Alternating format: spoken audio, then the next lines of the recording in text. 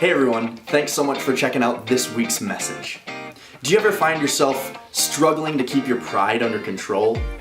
Some days it just feels like we're trying so hard to earn our way to salvation, and this can be just a pride issue in our own lives. This week, Pastor Mike's going to continue our Live Free or Die series by jumping into Galatians chapter 4, where he's going to talk all about pride. Hope you guys enjoy the message, and we'll see you guys soon. Amen. Good morning, everybody. Welcome to Revision. It's a great day to be alive. It's a great day to be at church. It's a great day to be part of a church plant. I went to a conference in Phoenix this week, and it was hundreds of church planters from around the country, and it was incredibly encouraging. I learned something. For the first time in most of our lifetimes, for the first time in most of our parents' lifetimes, last year we reached a tipping point, and we are now starting more churches in the United States than we're closing every year. Give God a hand. That's exciting stuff, and it was so encouraging to hear that this movement to birth new churches and this movement to reach lost people has reached a tipping point in American culture where we're starting more churches than we're closing down on a yearly basis. And it was also encouraging just to hang out with people all over this country who are starting churches and reaching lost people. And also I heard one of the leading statisticians and church statisticians in the country said, your average church plant doesn't have 100 people show up on a Sunday until somewhere in the middle of year 4. And he said, if that's not you, if you're in the small percentage of churches that aren't there, don't forget to celebrate what God's doing. And so I want to take a time out before we do anything else to celebrate what God's doing. I don't know exactly why he's done what he's done. I don't know how he's done what he's done. And I don't know what he's going to do moving forward, but I know that God is on the move here at Revision Church. God is on the move in the city of Des Moines and in the state of Iowa. So again, let's give God a hand for what he's doing and what he's going to do here. It's exciting stuff, and I'm fired up. All right. There were 2 ducks and a frog who lived happily together on a farm pond. They were the best of friends, and the 3 of them would amuse themselves and play together every day in their small water hole. But one summer, the farm was hit by a drought. And as the days got hot, the rain never came, the pond began to dry up, and it shrunk to the point that the 3 friends realized that they'd have to move on, that they'd have to find a different pond because this one wasn't going to exist for very much longer. And this was no problem for the ducks, obviously, because they could just fly to a new pond. But the frog was in quite a predicament. The frog was kind of stuck, and so they strategized, and they decided that what they would do is each duck would hold one end of a stick in its bill, and then the frog would hold onto the middle of the stick with its mouth, and they would fly to a new pond. And the plan worked incredibly well. It worked so perfectly, in fact, that on the day of their great migration, they were flying along, and they flew past a farmer. And the farmer looked up and said, "Would you look at that? Isn't that a clever plan?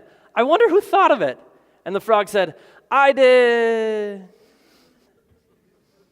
True story. I read it on the internet. Pride and summertime come before a fall. Pride can be hazardous to your health. Pride can be deadly to your faith. See, there's this pride that exists inside every single one of us as human beings that tends to rear its head over and over and over and over and over again, no matter how many times we try to kill it off, no matter how intentional we are about not being prideful. And the thing is, when it infects our faith, when it colors the way that we follow Jesus, when it becomes the lens through which we see ourselves and we see the people around us and we see God, it ends up being a prison for us that prevents us from living the lives that Jesus came and saved us for. So we're in the middle of this series at Revision called Live Free or Die. And we've been taking a look at the book of Galatians. And for those of you who've been here, you'll remember this. For those of you who haven't, let me recap really quickly. Paul wrote the book of Galatians to these churches in the region of Galatia that he'd started. And they were just a few years old. And then they began to walk away from the gospel. They kind of walked away from this message that Paul gave them, that Jesus had come to save them, to die on the cross. And if they just put their faith in Jesus, they'd be completely saved and adopted into God's family by God's grace.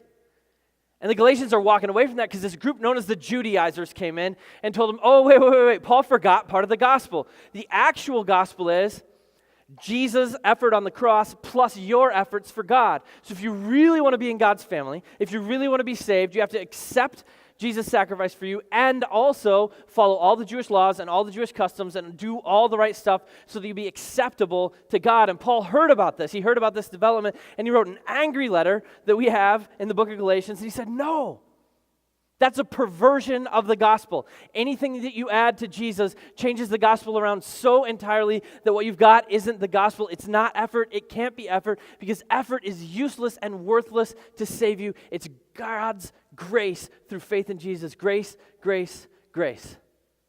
So that's where we're at.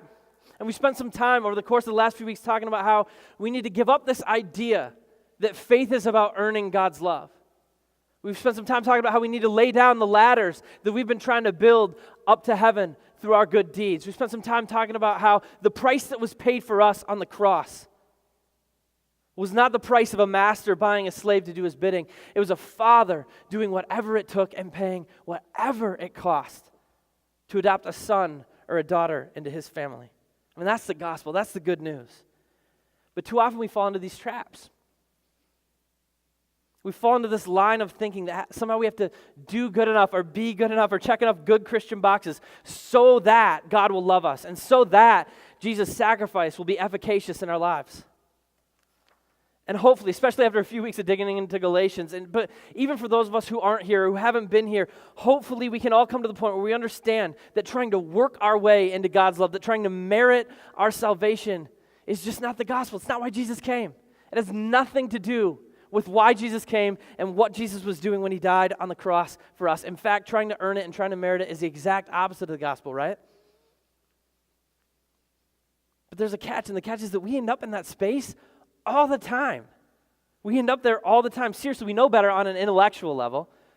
Like on some head level, on a theological level, we know that Jesus came and that salvation and that being adopted into God's family is just about grace and it's about putting our faith in him. And yet, somehow, some way, over and over and over again, as our lives play out and as we do faith and we do Christianity, the harsh reality is that so many of us slip back into the mindset of meritocracy that functionally denies the truth of the cross because we're trying to earn God's love and we're trying to be worthy of the salvation that we've received.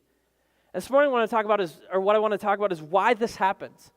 I want to take a look at how we get there time and time and time again. I want to examine the reasons why when we drift in faith, we tend to drift back to this particular prison. Because I think, like I said, we know, and if you don't know it this morning, believe it this morning. We know, or we should know, or we ought to know, or I want us to know, that Jesus came to save us and to set us free. That what he was doing on the cross was paying a price that we couldn't pay.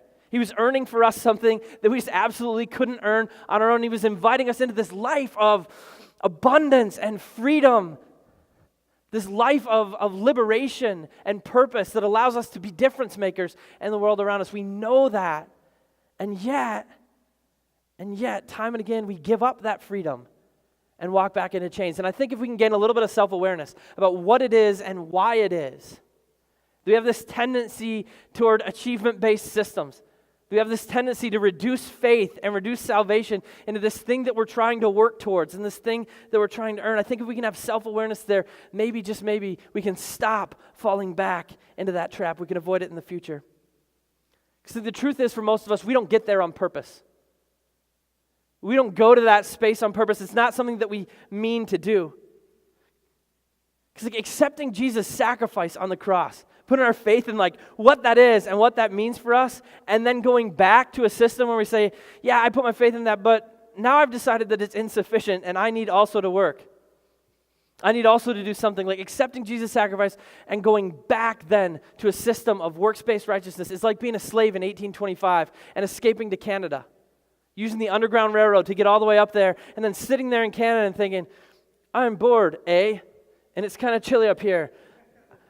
I think I'll go back to Alabama because it's toasty down there and they always had a long list of stuff to do to keep me busy. Right? You laugh at that oh, that's funny. No one would ever do that.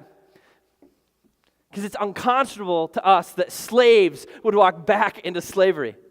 But over 100,000 people escaped chattel slavery in the American South. Some of them went back because they got caught and they got returned. It was the law that they had to be returned, even if they were in the north, even if they were in free states. Some of them went back because they decided to go back. And as crazy as that sounds, as mind-blowing as that fact is, they're not the first people in the history of the world that decided to go back to slavery. If we read the Old Testament, we see that God saved the Israelites out of slavery in Egypt. Right? Pharaoh's army was chasing me, part of the Red Sea. He had the waves crash in over this pursuing army. He set them free. You know how they responded? They got out in the wilderness. They looked around and they said, Moses, this is weird. This is unfamiliar. I don't know what this looks like. I think, what if we went back? I know they beat us, and I know they used us, and they weren't really kind, and it was pretty oppressive, but at least it was familiar. Like I knew where my house was, and they fed us. We weren't starving to death. What do you think? Maybe we should go back, Moses?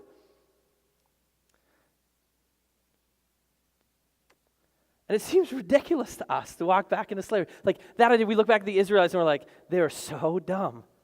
So often, you read the Old Testament, you look back at the Israelites and you're like, oh my goodness, those had to be the dumbest people on the face of the planet. But we do it all the time in our faith. We do this exact same thing, maybe not intentionally. We don't say it out loud. We don't grumble like the Israelites. None of us have said to another Christian, or probably most of us haven't said to another Christian, I just don't know about this whole adoption thing. I just wish that there was more striving in Christianity. Like if God would only demand perfection in order to love me, that would be so much better. Like most of us haven't said that out loud, and yet we have lived it in our faith. You may have never said it, but you've lived it in your faith time and time and time again because we slip into this line of thinking. And I tipped my hand at the beginning with my amazing true story of the ducks and the frog that I read on the internet. But one of the reasons this happens, one of the biggest reasons it happens in our lives is our pride. It's pride. And Paul talks about what that looks like and just what a disaster it is in Galatians chapter 4. So if you have your Bibles or your phones, you can crack them open to Galatians chapter 4, right between 2 Corinthians and Ephesians. If you don't have your Bibles, don't worry, the words will be on the screen. If you don't own a Bible, I want to give you one. Grab one from the Next Steps table after the service. But Galatians 4, we're going to kind of look chunk by chunk at verses 8 through 20, and I'm pumped to do that because of the picture that Paul paints for us of what this works righteousness, this self-righteousness, this effort-based, meritocratic Christianity looks like and why it simply doesn't work and how we slip into it and how we can avoid getting there in the future. And I'm convinced of this, that underlying Paul's words here is the truth. That as human beings, we have a natural inclination toward being seen as great by the people around us. We want glory. And in one sense, faith in Jesus is like the easiest thing in the world. All it requires is being clay in the potter's hands. But in another sense, faith in Jesus is the hardest thing in the entire world because human clay hates being shaped. Don't you want to live the taste of the glory? See what it tastes like. Human clay hates being shaped and formed by Christ in ways where He gets all the glory for what we become. And so Nacho Libre speaks for us when he said that. Let's watch it again. Don't you want to live the taste of the glory? See what it tastes like. We want a little taste of the glory. We want to see what it tastes like. We like the glory. And we don't like the whole thing where Jesus shapes us and then He gets all the glory because we have a little bit of pride in us. And so we want to see what it tastes like. Galatians 4, 8 through 11. This is what Paul writes. He says, formerly, when you did not know God, you were slaves to those who by nature are not God's. But now that you know God, or rather are known by God, how is it that you're turning back to those weak and miserable forces? Do you wish to be enslaved by them all over again? You're observing special days and months and seasons and years? I fear for you that somehow I have wasted my efforts on you. So Paul's taking a look at this situation, and he says to the Galatians, hey, before I came, right, before I preached Christ, you guys were pagans. You were worshiping these little wooden idols, and there was this pantheon of gods, and you were trying to, bring the right sacrifices and say the right things so that the little dude wouldn't zap you. You were pagans, and it was not going well for you. It was not going well because you lived in terror that if you didn't do everything right, that if you stepped out of line even a little bit, you'd lose the favor of the deities and your whole life would blow up. And this fear-based system that you were living in, this performance-based system that you were living in, It was a prison. It was a prison based on terror, based on fear, based on oppression, and it wasn't going well. And then Jesus came and he set you free completely and totally. He liberated you from that. You're forgiven. You're adopted as sons and daughters, reconciled and redeemed by grace through faith to God and to the life that he created you for. But something happened. What happened? Why in the world are you going back? Like, you know the God of the universe. You know that he's adopted you, and now you aren't living in the freedom and the hope and the life and the abundance that his forgiveness and his adoption achieved for you. Why not? Instead, he says you've returned to these weak and miserable forces. And basically that phrase, weak and miserable forces, means useless. He said you've returned to the old ways of doing things. These things that the old religion said would achieve significance for you, would achieve salvation for you. You've started to check off the boxes again, the way that you used to check off the boxes so that you could live the life that you wanted. And that stuff is powerless. That stuff that your God's promised you can't save you. It's hopeless and it's weak and it's meaningless. That stuff that your culture says, the rituals and the seasons and the traditions and the stuff that you do to gain significance, to be good enough so that people look at you and say, oh wow, you're really great, you're really getting it right. That stuff is absolutely and completely useless and hopeless. It's weak and it's miserable. Only Jesus can save you. So why are you going back? It's a challenging question for the Galatians. It is, because basically what they've done is they've adopted this form of Christianity that looks pretty much like the pagan religion that they used to be a part of.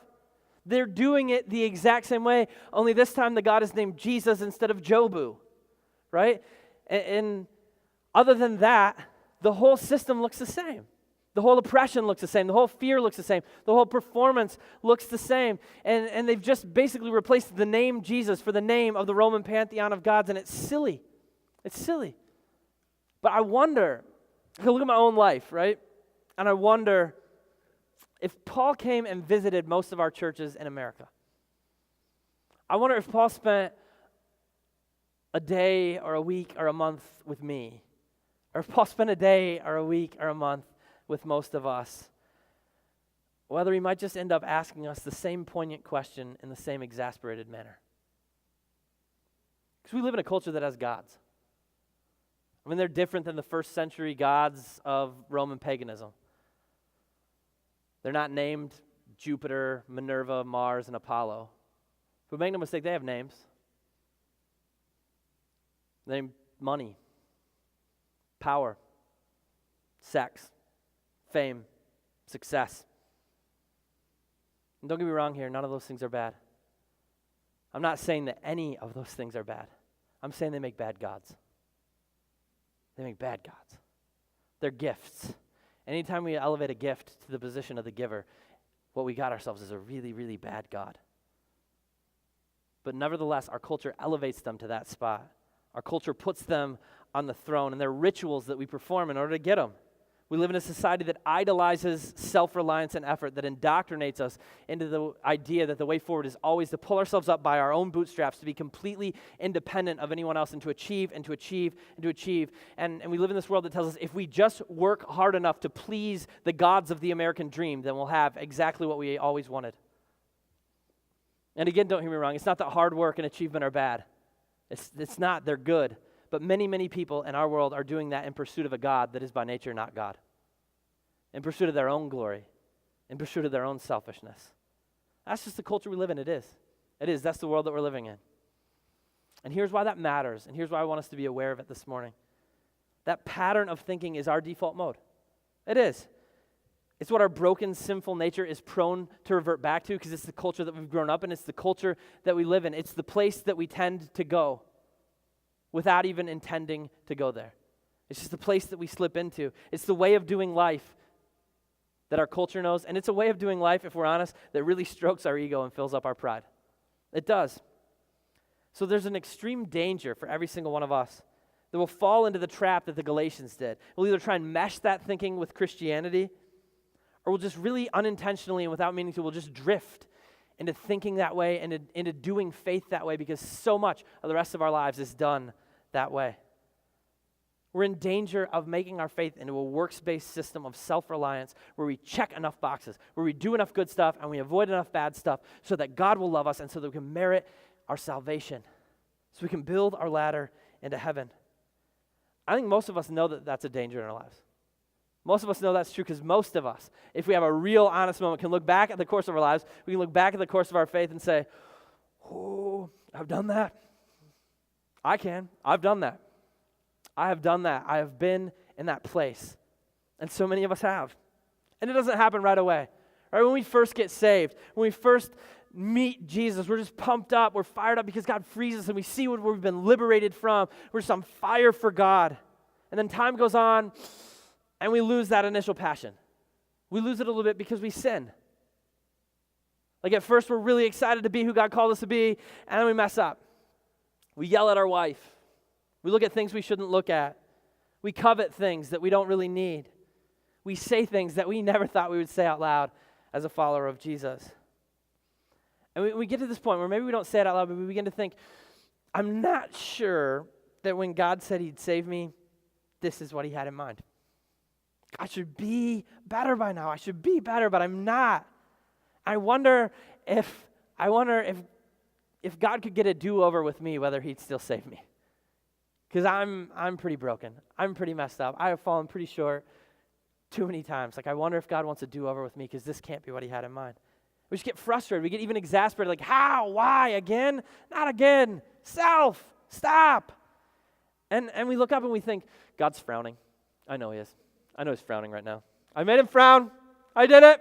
I've made him frown. He has to be frowning because I should, And suddenly we start to get to this point where we think, like, radical freedom is not working out for me. I need a better system. I need a different system. You know what worked out great? That the merit-based one. The way that our world works, where you had to achieve, the reward system.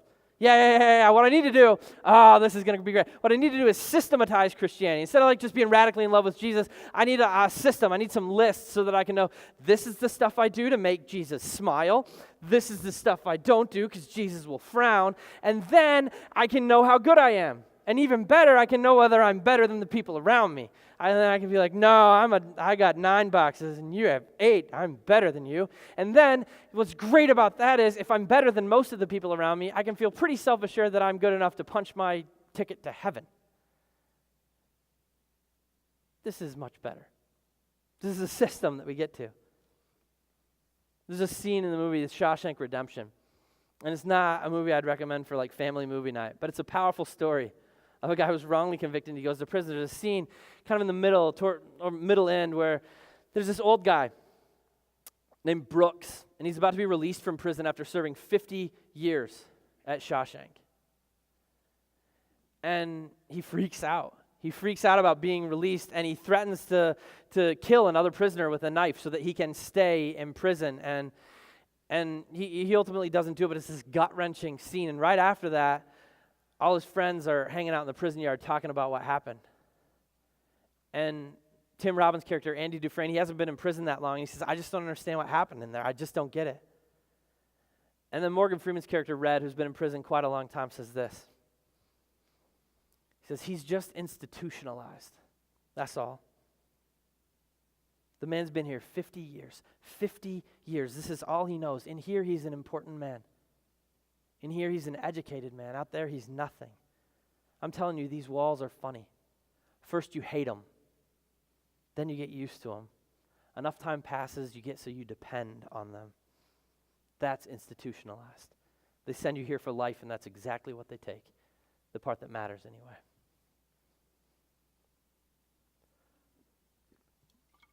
We have this tendency to treat the scandalous freedom of God's grace like it's too much for us.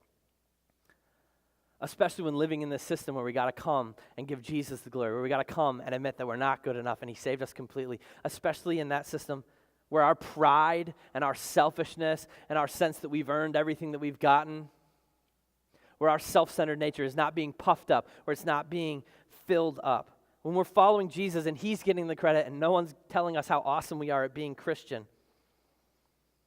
And when it happens, we go back. Like escaped slaves, we go back. Like the Jewish people in the wilderness, we think, hey, maybe it would be better if we went back. Like Brooks, We yearn for the walls. We want the walls. We depend on the walls. We need the walls. Because the walls, they allow us to be somebody. They ensure that the people around us lift us up and puff us up and give us the glory. Our glory is secure inside the walls. And so we go running back to prison. We shackle ourselves all over again. We give up our birthright as sons and daughters of God because effort-based systems are familiar to us. Because somewhere deep inside, our pride wants to believe that they can work. We want to believe that we can be good enough and we can earn our way to heaven. And Paul would say to us the same thing that he said to the Galatians. Jesus is not found inside the prison walls. He's not found inside the prison walls.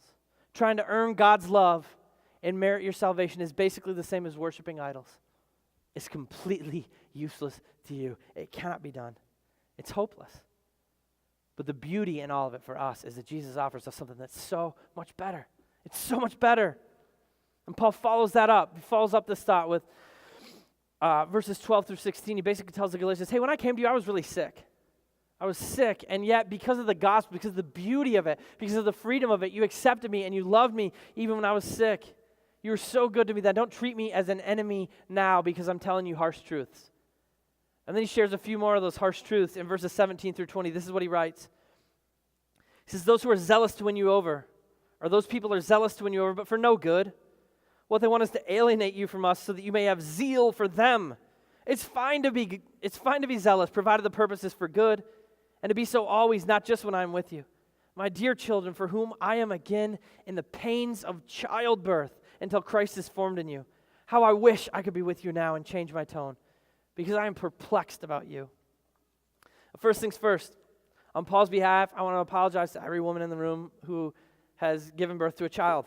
Okay, because I know what you're thinking. You hear that and you're like, oh, childbirth, Paul. You're in the pains of childbirth. You have no idea what the pains of childbirth are like. And that's true. Any guy who's ever witnessed it is with you. You're right. I remember everyone always told me, oh, childbirth is such a magical experience. If magic is loud and frightening, it is. That's not the point. Anyways, I think that actually is Paul's point. He's using hyperbole, and he's giving women credit and not trying to appropriate your pain. He's saying, hey, check it out, Galatians, you guys are ticking me off. You're really frustrating. This idea that you're going to turn your back on the gospel, this idea that you're going to say, Jesus, yeah, I like you, but that sacrifice wasn't sufficient. There's some stuff I got to do. This idea that you're in it for your glory rather than God's glory, this whole thing is the most painful spiritual experience I can imagine. Just like birth is the most painful physical experience that anyone could possibly imagine. The idea of rejecting the gospel, of knowing who Jesus is and then turning your back on it and trying to earn it, that's the most painful physical experience, or most painful spiritual experience in the world. Stop it. And he points out, he says, you're zealous. You got some passion. That passion is really good. But who are you zealous for? He says these Judaizers, these guys who came in, they're zealous. They're passionate, but they're passionate about themselves. They came in and told you to adopt all the Jewish laws and adopt all the Jewish customs so that you would look at them and say, whoa, those guys are awesome. These guys are, they're good. And they're funneling you into a system where hopefully where you're hoping everyone will look at you and say, oh, those guys are good. So you're zealous, you're passionate. Passion's good, but you're zealous for yourselves, and none of you are zealous for God.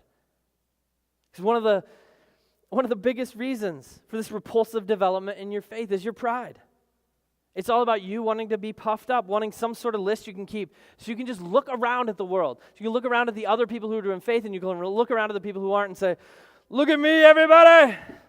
I'm awesome. I have many leather-bound Bibles, and my apartment smells of rich mahogany. I'm the best. I'm definitely better than that guy and her. Ew, gross. I'm better than her. Look at me. I'm great. And Paul says, what is that? That's not Christianity. That's not the gospel. Stop it. Stop it. Stop it. Stop it.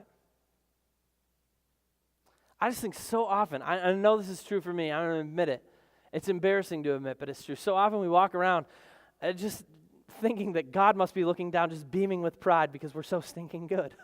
We're just thinking oh, God is smiling on me today. I was nice to a weirdo.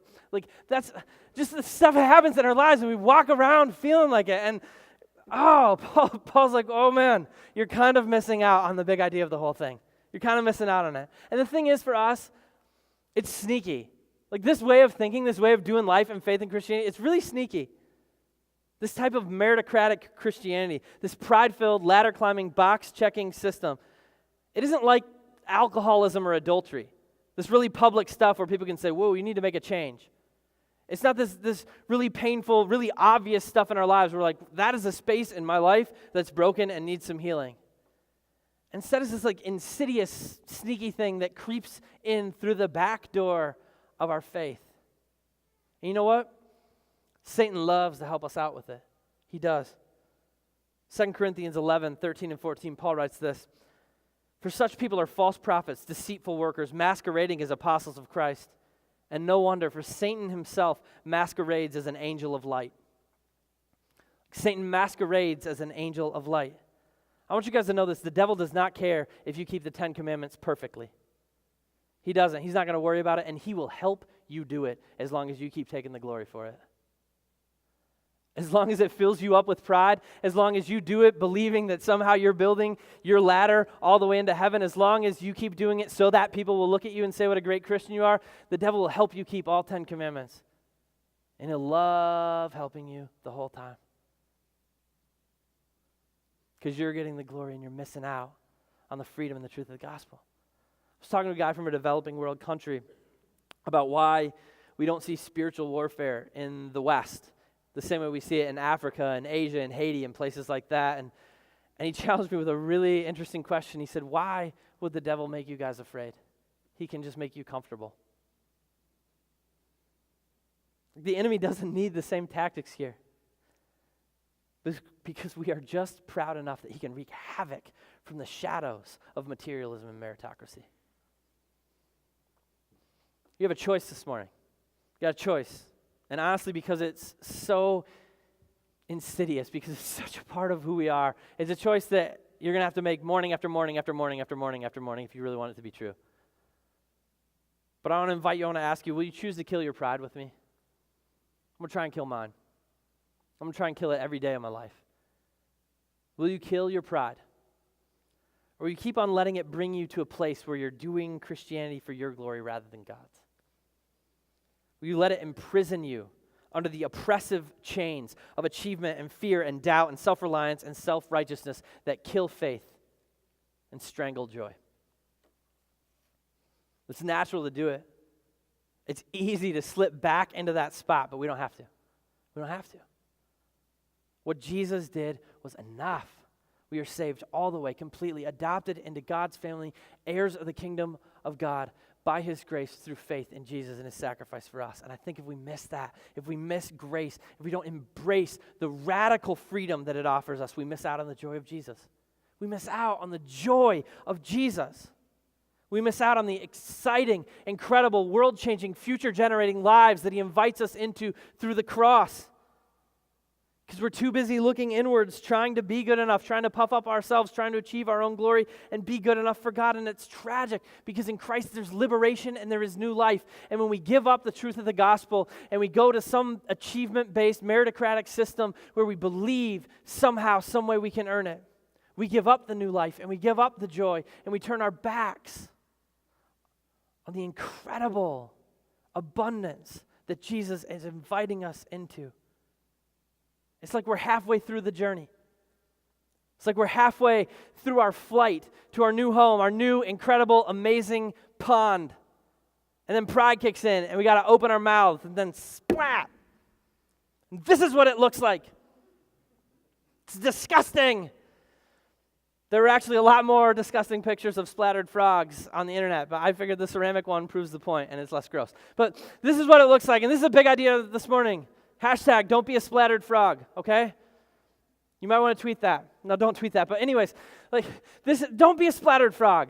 Don't let your pride kill you. Don't let your pride take you from the blessedness and from the pond that Jesus promised you. This scandalous freedom of grace. And imprison you once again in some effort-based system where you're trying and hoping to be good enough and afraid that maybe you're not. See, my hope and my prayer is that we're aware of our pride and that we're intentional about living in grace, wallowing in grace, and not letting the ways of the world or our own inclination towards pride get in the way. Because when we see it, when we get it, when we understand and we live in the liberation that God gives us, man, the world explodes from black and white into color. And everything changes because we fall more in love with Jesus, and then we look more like Jesus. I'm telling you, a church that's in love with Jesus and that's wallowing in scandalous grace, a church like that changes the flavor. Let's pray. Heavenly Father,